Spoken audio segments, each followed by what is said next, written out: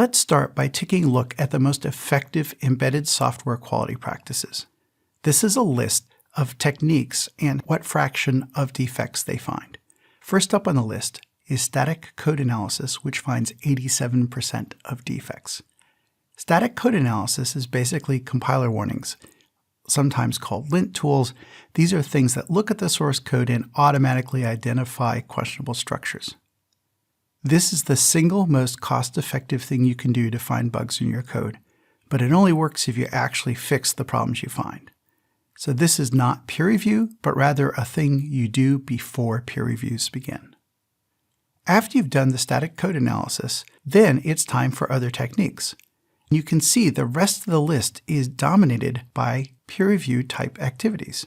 Design inspection, where inspection is a form of review. So that's a peer review of the design, peer review of the code, peer review of the test plans and the test scripts, and so on. One way or another, peer review type techniques dominate the most effective ways to find defects.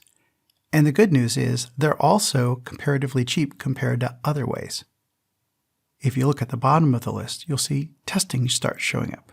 Testing is much less effective than peer reviews. It's still worth doing, but much less effective and much more costly.